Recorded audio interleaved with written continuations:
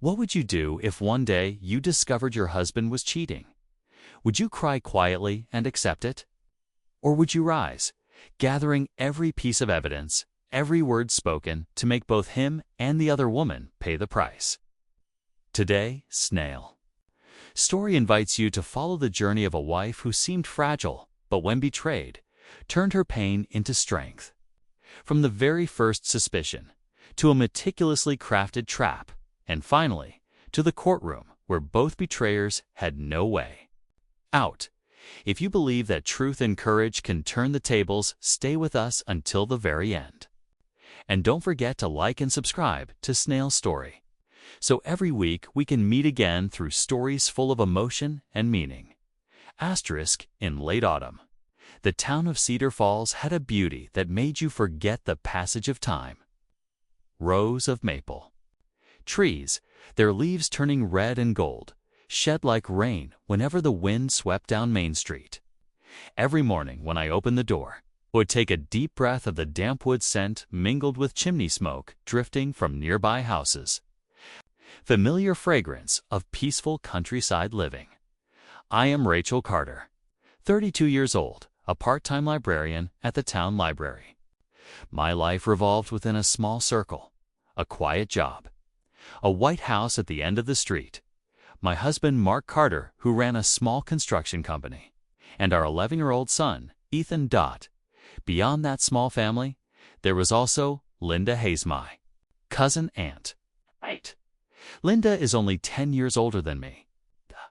But since childhood, I've always called her aunt because she's the youngest daughter of my father's eldest brother. When my parents died in a car accident when I was 12, Linda was just 22, unmarried, and living in the next town over. She wasn't in a position to adopt me legally, but she was the one who visited often, helped out, and took me on small outings whenever she could. To me, Linda was both family and a grown-up sister I could lean on. This morning, like every other, I woke at 6, my bare feet touching the cold wooden floor as I walked to the kitchen to make coffee. Mark was already up, dressed in his navy blue company uniform, coffee cup in hand. He was mid-call about a project that needs to be finished ahead of schedule. When he saw me, he smiled.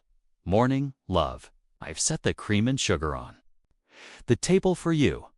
Those little gestures, I once believed they were signs of genuine care.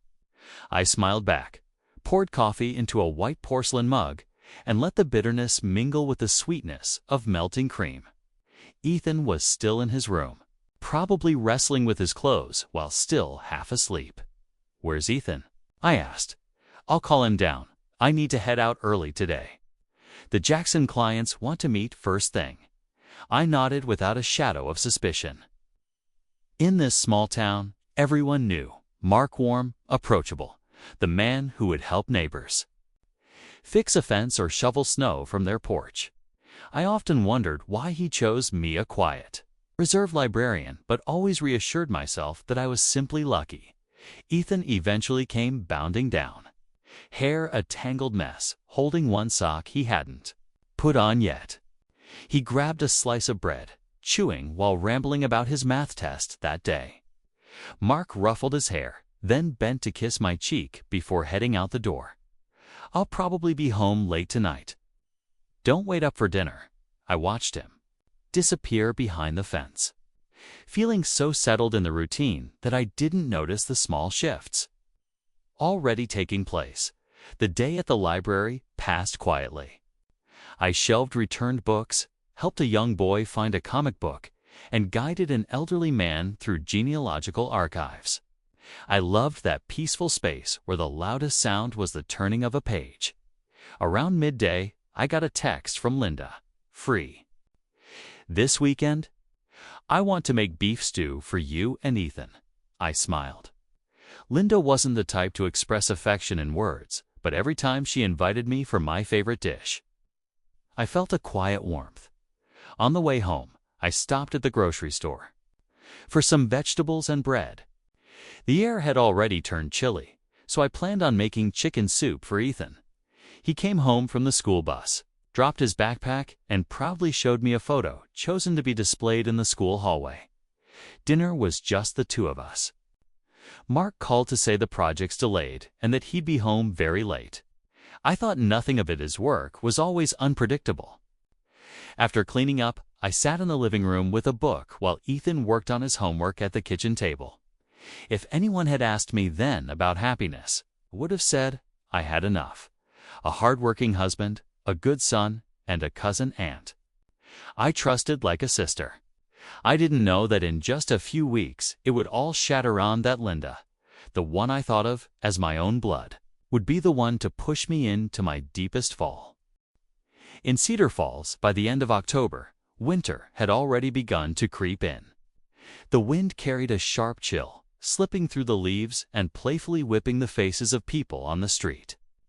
I still walked to the library every morning, rapping.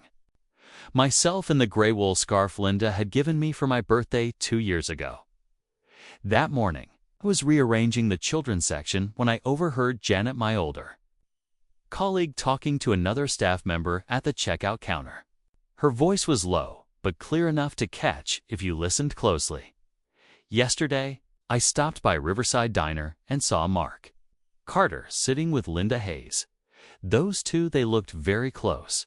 My fingers slowed on the spine of the book I was holding. Close how? The other person asked, curious. The kind of close where they were leaning in, laughing a lot. Didn't look like a chance meeting. I pressed my lips together and kept shelving books as if I hadn't heard a thing. But the words Mark with Linda echoed in my mind, over and over. Linda was my cousin aunt, only 10 years older than me. When my parents died, she was just 22, young, lively, and ambitious.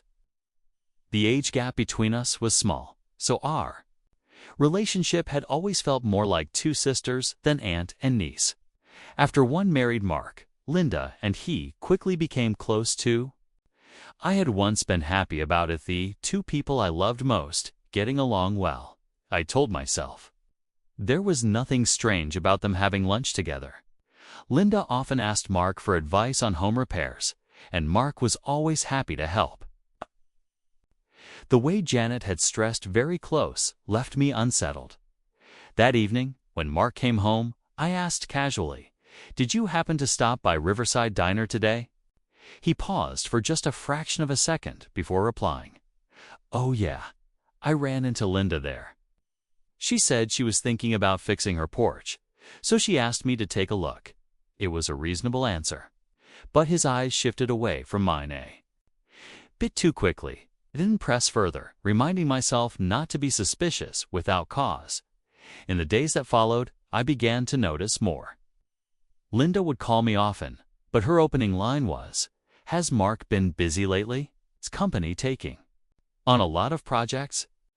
It didn't sound like the curiosity of an aunt asking about her niece's family.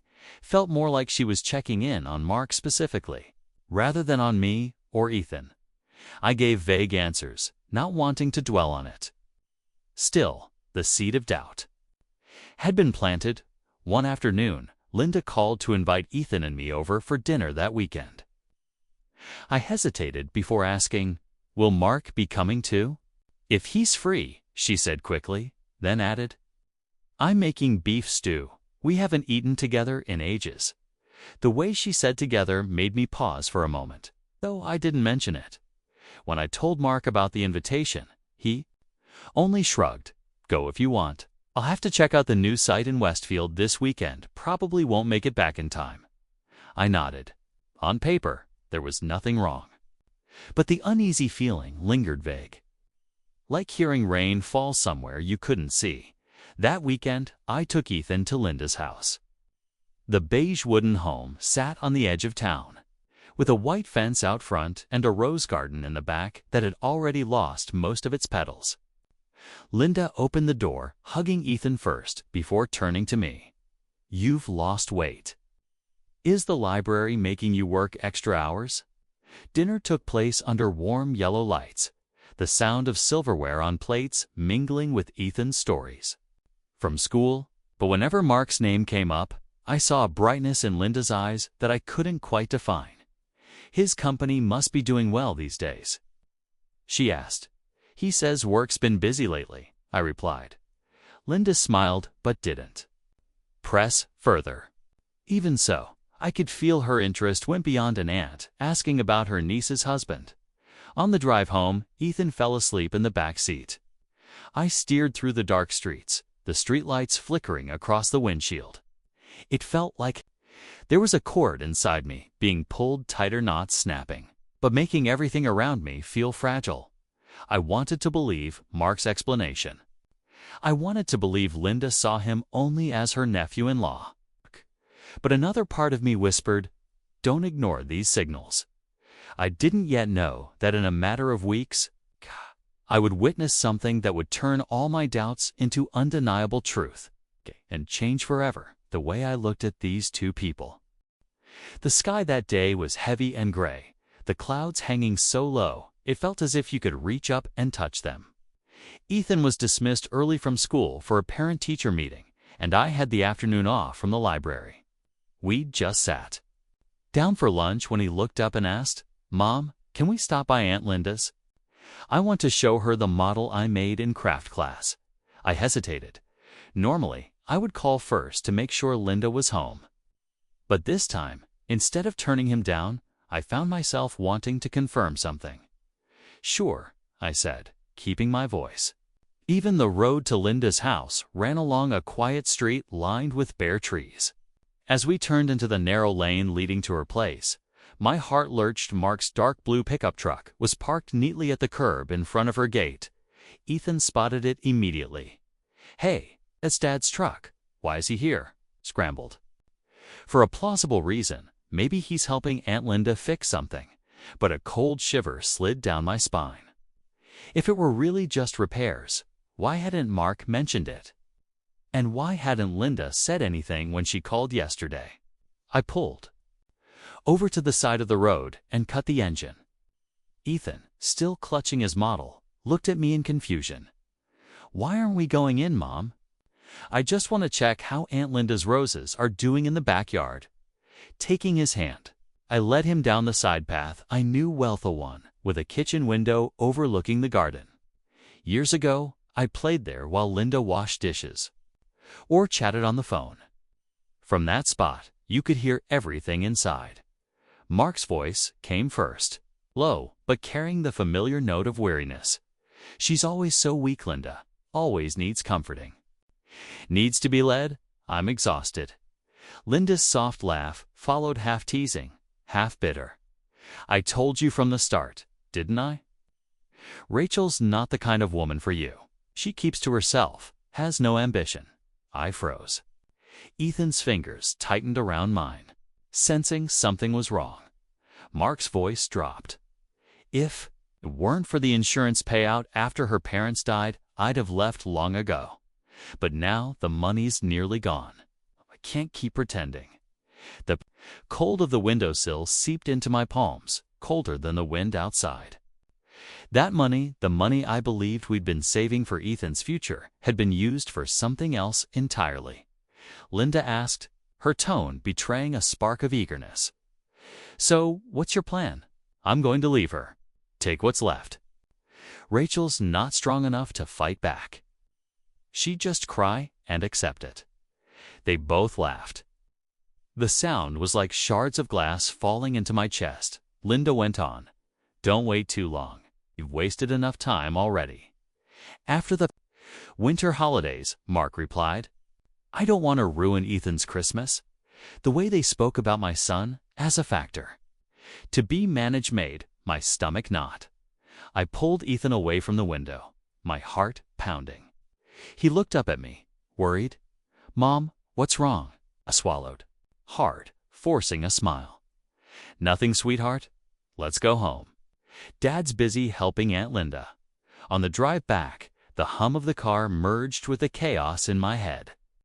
The image of Linda, my almost sister.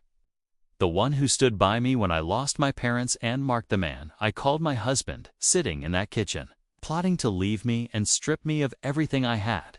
It was like a nightmare I wasn't sure I'd ever wake from. When we got home, Ethan went upstairs to play. I stayed in the kitchen, palms pressed flat against the wooden counter, my breath unsteady. The stabbing pain of betrayal quickly gave way to something else cold, sharp and deliberate, like a newly honed blade. I knew I couldn't confront them yet. If I did, they'd be on guard and erase every trace. They thought I was weak, that I would crumble under betrayal. But for the first time, I realized the advantage of being underestimated. I could watch, collect, and prepare my strike. That night, Mark came home late as usual, shrugged off his coat, kissed my cheek, and asked about dinner, still using the gentle tone I once believed was love. I acted as though nothing had changed, even serving him extra food. When he was asleep, sat alone in the living room, all the lights off except for the warm glow of the desk lamp falling over blank sheets of paper. On them, I began to write. Every word I'd overheard, every nuance of tone, every detail of their conversation. This would be the first step in a plan Linda and Mark would never see coming. I woke up the next morning with a feeling unlike any I'd had before. It wasn't the vague peace I'd once cherished, nor the gut-twisting panic of fresh betrayal. Instead, it was a thin layer of clarity, cold, but sharp enough to make everything painfully clear.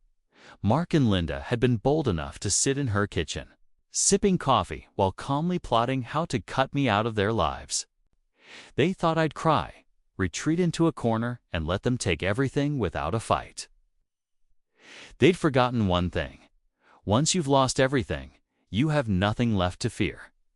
But I wouldn't strike right away. People like Mark and Linda are used to being in control. If I reacted in anger now, they'd know I'd overheard them, and every scrap of evidence would vanish before I could touch it. I had to keep my cover intact, the dutiful wife, the grateful niece, so they'd remain complacent. That morning, I made coffee as usual, even added a slice of toast with strawberry jam, the kind Mark liked. When he walked into the kitchen, I looked up and smiled. Sleep well, not bad. He poured his coffee, giving me a sideways glance. You seem cheerful today. I shrugged. Maybe it's just the weather. Breakfast passed so smoothly it could have fooled even me. Ethan chattered about his group project. Mark nodded along, and I smiled, tossing in the occasional comment. None of them knew that in my head, I was mapping out tasks like a military operation. Step 1, gather information. I needed to know exactly what they'd done with my parents' insurance payout, money meant for Ethan's future. I needed to understand their next moves, and most importantly, find their weak points so I could take them both down at once. After Mark and Ethan left, I opened the filing cabinet in the study, the place we kept all our financial documents. I'd never looked closely before.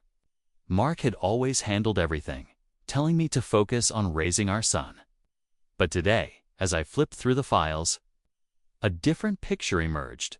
Large withdrawals from our joint account, bank statements, with Linda's name listed as a recipient, and even secondary mortgage documents I had never signed.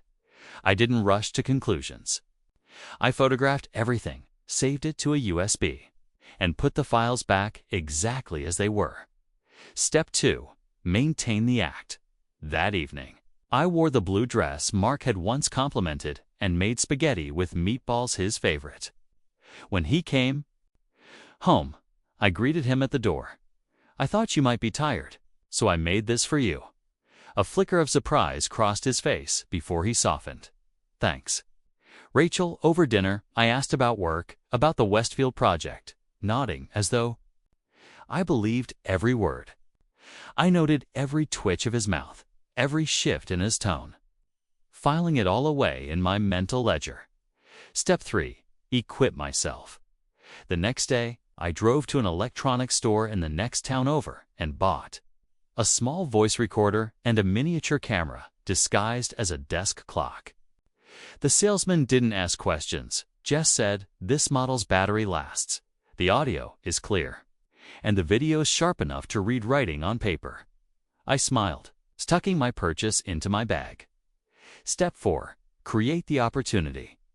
That Friday night, I called Linda. "Aunt Linda, Mark's busy with work this weekend. Why don't you come over for dinner?" "It's been a while since we talked, just the two of us," she agreed instantly, her voice holding both satisfaction and, unless I imagined it, a hint of anticipation. Maybe she still thought I was the naive Rachel she could twist like a puppet. The next evening, when Linda stepped into my house, the camera was already in place in the living room, disguised as an antique clock. The recorder was hidden inside the pocket of a coat, hanging near the dining table. We talked like long-lost family. She asked about Ethan, about the library, and I asked about her rose bushes. But every time I mentioned Mark, there was a gleam in her eyes. "He must be busy these days," she asked, swirling her wine glass.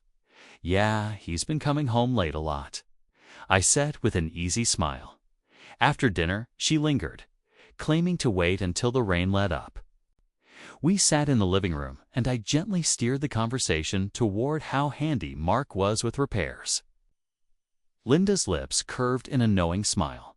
"He really is. Not everyone has the patience that he does." I laughed lightly, but inside, every word was being captured layer upon layer, building the wall of my case.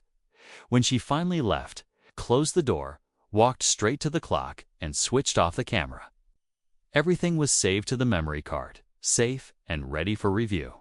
That night, while Mark slept, I lay staring at the ceiling, feeling steadier than I had in years. I'd begun my own path, not to run, but to move deliberately toward the ones who had pushed me to the edge. They thought I was weak. What they didn't know was that the only weak part of me had died the afternoon I stood outside Linda's kitchen window. I've always believed that once you see the cracks, you can never go back to looking at the wall as if nothing was wrong. Ever since overhearing that conversation between Mark and Linda, I've begun to see everything under a different light, cold, harsh, and unforgiving, missing nothing. That dinner with Linda the week before had given me more than just idle remarks. Her tone when mentioning Mark was far too soft to be an aunt speaking of a nephew-in-law. And Mark, since that day, seemed more cautious. He still smiled, still kissed my cheek every morning, but his eyes always carried a subtle calculation, as if measuring how much I knew. I knew I had to be faster than them. Asterisk on Monday morning, after Mark left for work and Ethan went to school, I drove straight to the bank. I had already prepared a perfectly legitimate reason, reviewing our savings account records to plan for Ethan's future college tuition. At the counter, I was greeted by Anna, a familiar face who had known me for over a decade. "Hi, Rachel. It's been a while. What can I do for you?" "Anna, I need the full statements for our joint account from the start of the year until now. And my personal savings account, too." Anna smiled and busied herself at the computer. But when the printouts landed in my hands, it felt like the blood drained to my feet. Multiple large withdrawals, $5,000, $8,000 even. $15,000 had been transferred to another account under the name Linda Hayes. I drew a slow breath, forcing my voice to stay calm. Were these transfers made by Mark? Yes, all authorized with both signatures. Anna lowered her voice. "But actually, these signatures are yours." I looked down at the copies. My name was there, but the handwriting was stiff, angular, absolutely not mine.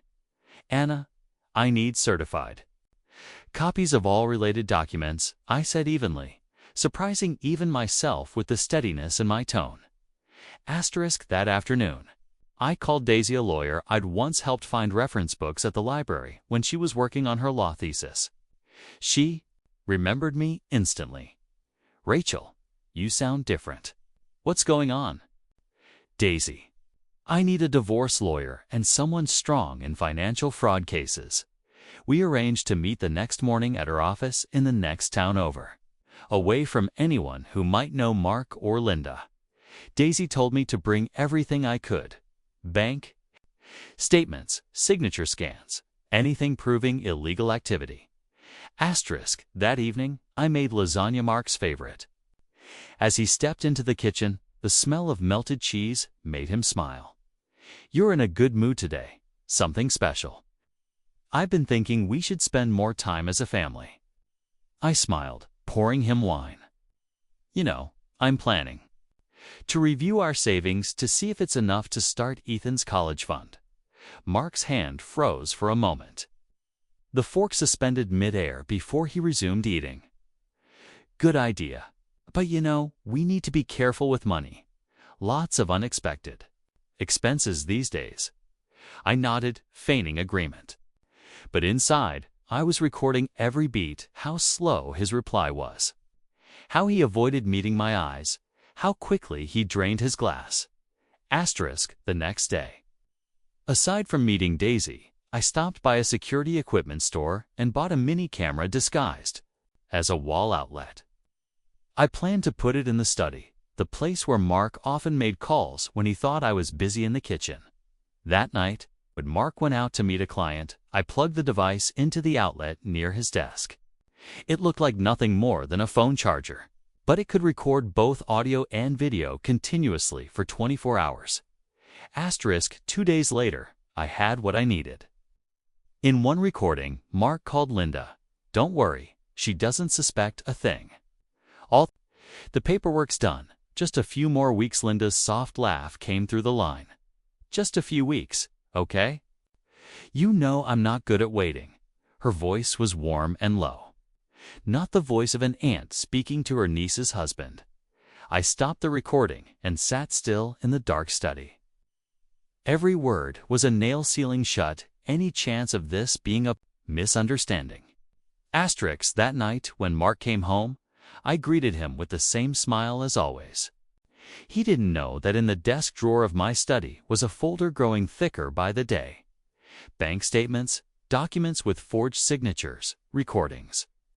Screenshots of transfers. I no longer felt like a victim waiting to be discarded.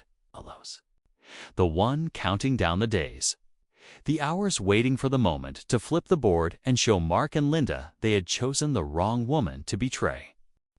I already had enough evidence to strip Mark and Linda of everything, but I wanted more. I wanted them confident right up to the final moment, so the fall would be harder, the pain sharper. To do that, I needed a trap a situation where they'd reveal their true selves, say exactly what I needed, without ever realizing they were being recorded. On Thursday night, after Ethan had gone to bed, I sat in the living room, tapping my fingers lightly against a mug of tea. I remembered a story Mark once told me. He never walked away from an opportunity for quick money. Linda was no different. Her greed always outweighed her patience. So, if I were to accidentally let slip that I was about to receive a large sum of money, would they bite? The plan began to form, an additional insurance payout. I had supposedly never mentioned before, big enough to spark their appetite. The next morning, I waited until Mark was having coffee. Relaxed, I just got a call from my parents. Insurance company, they said, there's an extra payment coming through from a past processing error. Mark looked up, a flash of light in his eyes before his expression smoothed over. Really? How much? Not sure yet. The agent said somewhere between 40 and 50,000. They'll confirm next week.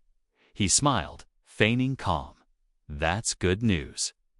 We'll take some pressure off financially. I nodded, pretending to agree. While inside, I could see the calculations running behind his eyes. That afternoon, I called Linda. Aunt Linda, the insurance company reached out today. They said there's an extra payout on my parents' policy. I don't know the exact amount yet. She paused for a beat, then her voice turned lighter, almost gentle. Well, aren't you lucky? That should help you and Mark a lot. Yes, probably. I kept it brief, leaving her room to imagine the details. In games like this, silence can be the juiciest bait. On Saturday evening, I invited both Linda and Mark to dinner, since it's been too long since we all got together. I set the clock camera in the living room and hid a voice recorder in the potted plant near the dining table. The main course was honey-glazed roast, something they both loved. Dinner started off normally. Ethan chattered about school. Mark and Linda laughed at the right moments, asked the right questions. I let the conversation flow for half an hour before sliding in the topic. I got the confirmation email from the insurance company. The payout is just under $48,000. Mark set down his wine glass, voice carefully even. That's good. Gives us a little more cushion. Linda tilted her head with a smile. And what are you planning to do with it? I hesitated, as if weighing options, I might put it in savings first. Or maybe invest it for Ethan's future. Mark and Linda exchanged a glance so quick most wouldn't notice, but I did. After dinner, I excused myself to make a quick call to a friend, leaving them in the living room. I stepped into the hallway, out of sight, but still within range of the clock camera's microphone. Linda spoke first, voice low. 48,000. If we play it right, we can get it all before she even touches it. Mark replied, I'll figure it out. She trusts me completely. Linda's laugh was soft, almost satisfied. You're good? Just a few more weeks. I'm tired of pretending. I stood there, phone in hand, each word dropping into the recorder like bullets. When I returned, I brought a fresh bottle of wine, smiling as if nothing was amiss. What's so funny? I could hear you laughing from the hallway. Linda smiled back, shaking her head. Old stories. Mark chuckled too, but there was a faint tension in his eyes. I poured more wine, continuing my role as the easygoing wife and niece. When they left, I collected the recorder and camera, checking the files. The audio was crystal clear, the video sharp enough to catch the glint of collusion in their eyes. This recording, together with the forged documents and bank statements, would be my key to both the divorce and criminal charges. I turned off the living room lights and stood by the window. Outside, the winter wind whipped hard, dry leaves swirling down the street. Inside me, another storm was building, but this time, I was the one steering it. They thought they were closing in on victory. They didn't know the trap was already locked, just waiting for me to pull the final cord. In the days after that dinner, I kept my performance flawless.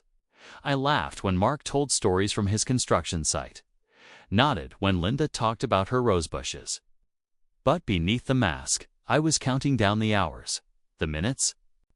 I knew that to seal the coffin on this relationship, I needed one final piece, undeniable proof that they weren't just conspiring over money, but betraying me in the most intimate way possible. That Wednesday, Mark said he'd be home late. Reason? Meeting a potential client in the next town to discuss renovating a restaurant. He gave me every detailed client's name, the restaurant's address, even a glowing review of their amazing food. But as he spoke, I noticed the way his eyes slid away from mine, as if afraid I'd read something there. I waited until he left, then looked up the restaurant and called.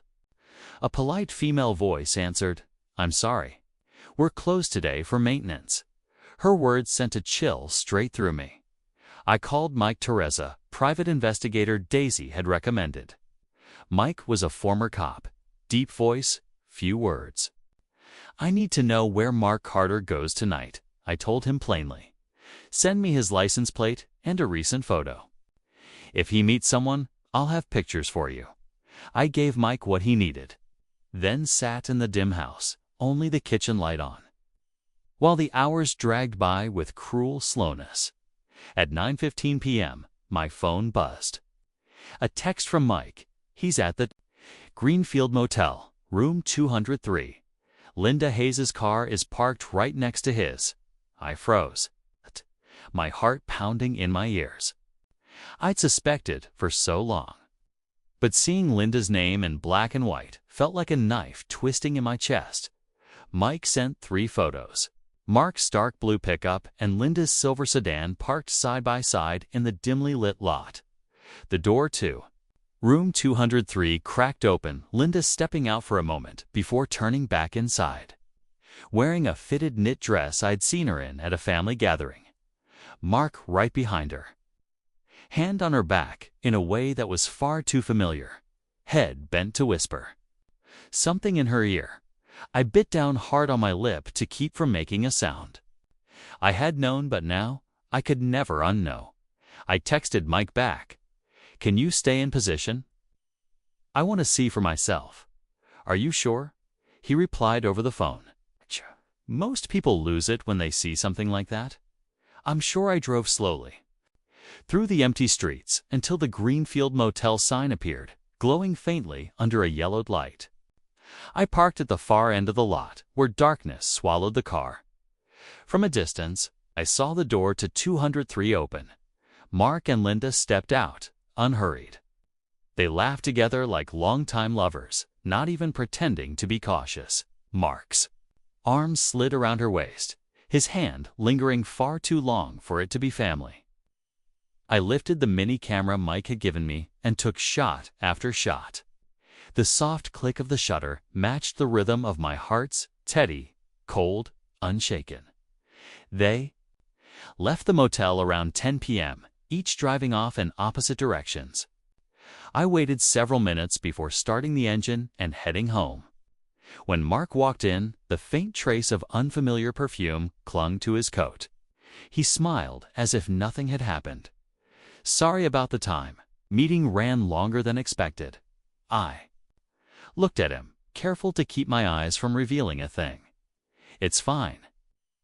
I was reading. He kissed my cheek, and I returned a soft smile as if my trust were still whole. The next morning, Mike sent me a file. Photos, short videos, notes with exact times and locations. In one clip, Mark stood outside the motel room, turned to Linda, said something that made her laugh, then pulled her inside. I saved everything to an encrypted drive and locked it in the safe, along with the financial evidence.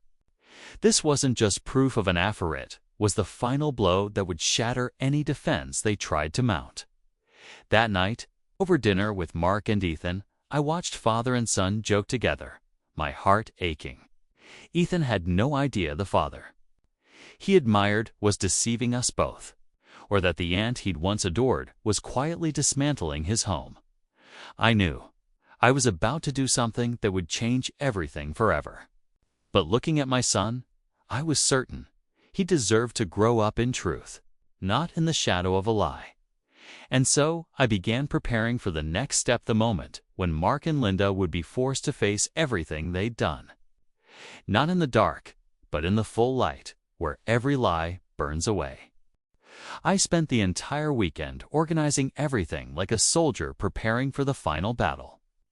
On the desk in my bedroom, each file was clearly labeled: evidence of the affair, photos, videos, dates, and locations, financial evidence, bank statements, forged power of attorney documents, property transfer papers bearing my falsified signature, proof of their transactional relationship, emails and text messages between Mark and Linda.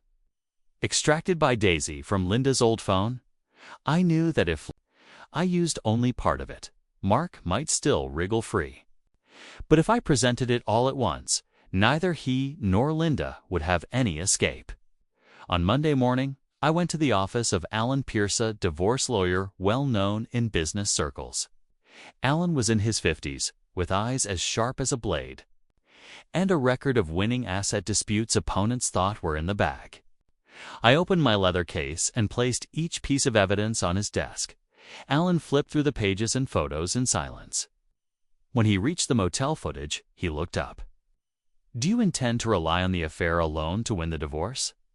I shook my head. "I want more than that. I want custody of Ethan to keep my father's company shares and to force Linda to return every cent she stole." Alan nodded. "Then we'll attack from 3 angles: financial, moral, and parental. Rights?" That afternoon, Alan filed for divorce, along with a motion to freeze all marital assets, including accounts in Mark's name, but acquired during the marriage. He also issued a summons for Linda to appear in court as a witness, really to put her on the defensive. When Mark received the papers, he called me immediately. "Rachel, what the hell are you doing?" My voice was calm, almost cold. "Protecting myself and our son, and you. You know exactly what you've done." He went silent for a few seconds before muttering a curse and hanging up. That night, I kept our bedtime routine with Ethan as if nothing had changed. He had no idea about the storm approaching. When he was asleep, I stood over him, thinking, everything I'm doing is so he can have a real childhood, not one smothered in lies. Before bed, I sent an anonymous email to Linda with one of the motel photos attached. Underneath it, just one line. "How long before Ethan calls you aunt?" with nothing but disgust in his voice. I didn't need a reply. Her sleeplessness would be enough. 2 days later, Daisy reported that Linda had contacted a bank associate, trying to transfer a large sum overseas. But because of the court-approved freeze, the transaction was blocked. This only made her panic. In a text Daisy intercepted, Linda wrote to Mark, "We need to meet before she destroys everything." That message was gold. It showed they were working together and trying to cover up. On Friday, I arranged to run into Mark at the company. Officeware, I still held 20% of the shares. He was in the conference room, looking worn. "You think your lawyer's going to win?" Mark said. "Don't forget who's running this company." I met his gaze. No one can run a company when their reputation is in ruins. And trust me, the press will have a field day with a CEO sleeping with his wife's aunt, his face drained of color, lips pressed tight. I'd struck his deepest fear, losing his perfect man image in public. Alan met with me over the weekend to rehearse for the upcoming hearing. We'll let Mark and Linda contradict themselves on the stand. Don't let emotion lead. Just tell the truth, calmly, clearly. The emotion will come from the evidence. I nodded. I was no longer the confused, wounded wife. I was a plaintiff with a plan and a single objective: reclaim my life and protect my son from two selfish people. The night before court, an envelope slid under my door. Inside, a handwritten note. "Rachel, let's talk. We can settle this quietly for Ethan's sake." Linda read it, then smiled faintly. She remembered Ethan when she took Mark's hand and walked into that motel room. What had she been thinking then? I folded the note and placed it in my psychological evidence file to show the court that even after being exposed, Linda was still trying to manipulate with sweet words. Tomorrow, the light would shine directly on them, and I would stand there, unafraid. The courtroom was unusually full that morning. In addition to the lawyers and witnesses, a few familiar faces from the business community were present, former friends and associates of Mark. The press hadn't been allowed in yet, but I knew word would spread quickly. I sat at the plaintiff's table with Alan Pierce at my side. Across from us sat Mark and his attorney, while Linda lingered in the back row, wearing dark sunglasses and a mask. Tryon failing to hide her unease. Alan rose, his voice low but resonant. "Your Honor, this is not a simple divorce. This is a case of calculated betrayal and exploitation, where the defendant, Mr. Mark Harper, not only violated his marital obligations, but conspired with a member of my client's family to misappropriate assets and destroy the emotional safety of their child." I glanced at Mark. Not a trace of his usual smug smile rare for him. Alan pulled up a slideshow. Bank statements and contracts flashed on the large screen. "These are transfers from the joint marital account into Mr. Harper's personal account, occurring immediately after he signed documents bearing my client's forged signature." He pointed to a power of attorney form. "This signature has been verified as a forgery." Mark's attorney objected, but the judge overruled without hesitation. When Alan played the motel surveillance footage, the air in the courtroom thickened. Mark and Linda, hand in hand, stepping into a room, the door closing behind them. Time, date, and their identities were unmistakable. Linda sat frozen, her grip on her handbag tightening. Someone nearby exhaled sharply, the kind of sound that told me they were shocked too. Daisy took the stand. She spoke of Linda meeting Mark behind my back, of late-night calls, and of a message she had once glimpsed. They spoke about clearing the way to take everything from Rachel. Daisy said, looking Mark straight in the eye, and they laughed. About how she'd be left with nothing. Mark turned toward Linda with a glare that screamed blame. Linda didn't return the look. Mark's lawyer tried to spin the video as a private family meeting and claimed the transfers were temporary. Safekeeping. Alan didn't even raise his voice. Safekeeping in a motel room at 10 p.m. The room buzzed with whispers.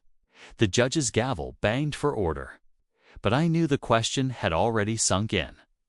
Alan presented Ethan's psychological report. My son had once been left waiting at school until evening when Mark forgot to pick him up while I was on a work trip. Kaylin stressed that the current environment with Mark and Linda was not fit for raising a child. I saw panic flash in Mark's eyes. This was the part he feared most. When called to the stand, Linda was composed at first. But when Alan produced an email she'd sent to Mark titled, "When this is over, we'll have everything," her composure cracked. That was just a figure of speech. Who doesn't want a better life? She snapped. Alan's smile was faint but lethal. And everything means what, ma'am? My client's company shares, her house, or her husband. Silence.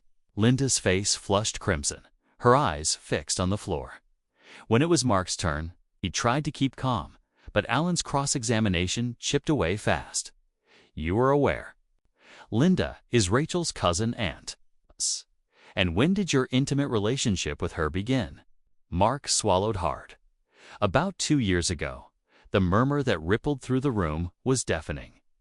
That was all Alan needed by the end of the day. The judge issued a temporary order. All of Mark's assets frozen. No unsupervised contact with Ethan until a full psychological evaluation, and a date set for the next hearing where, the final judgment would be made. As I walked out of the courtroom, the weight on my shoulders felt just a little lighter. Daisy leaned in to whisper, "They're really scared now." I only smiled. The fight wasn't over, but today I'd taken back some of the power they'd tried to strip from me. And for the first time in months, I believed I was going to win. The final hearing took place on an autumn morning, the trees outside the courthouse already tinged with gold. I sat there with my hand resting on the folder I'd turned over dozens of times in the past months. Mark sat across from me, thinner than before, his eyes darting away whenever I met them. Linda was absent. I heard from the lawyer that she'd left the state right after the previous hearing. Hoping to avoid the press, the judge entered, voice steady and clear as he read the verdict. Primary custody was granted to me.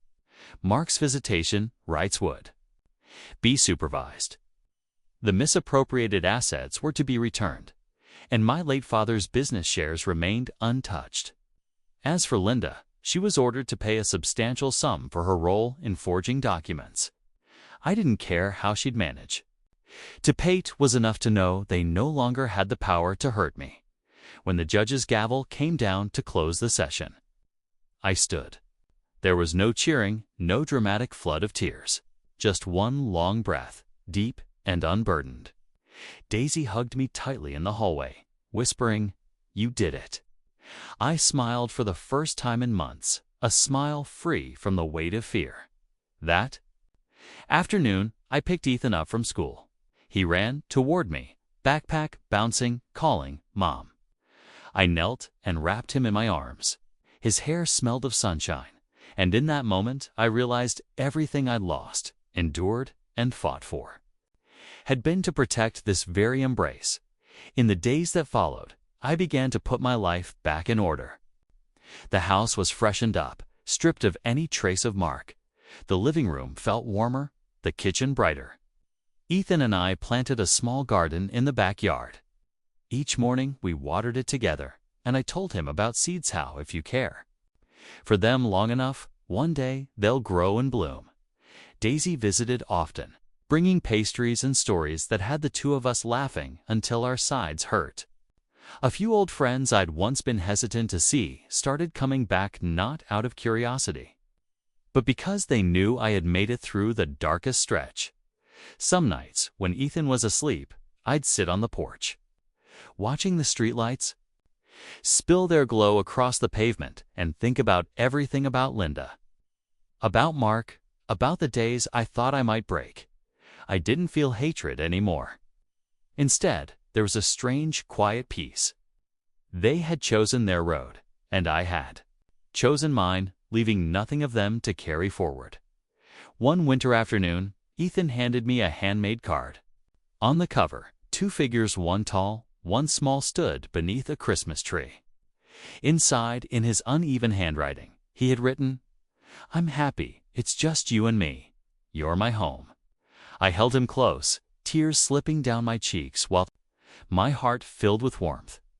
I realized then, this ending wasn't about perfect revenge or a public triumph to make someone regret. This ending was about standing back up, protecting what mattered most, and choosing a life where my son and I could smile without fear of it being taken away. And for me, that was enough. There are losses that may feel like they will pull you down forever, but in truth, they can be the doorway to a new life. Be strong enough to let go, so you are no longer bound by lies. Do it for yourself, and for your child. Choose a path where you can walk with your head held high, without fear. Thank you for listening to today's story with Snail Story. If this story has touched you, please leave a comment. Who knows, your own experience might give strength to someone out there. And don't forget to like and subscribe to Snail Story, so we can meet each week through stories full of emotion and meaning.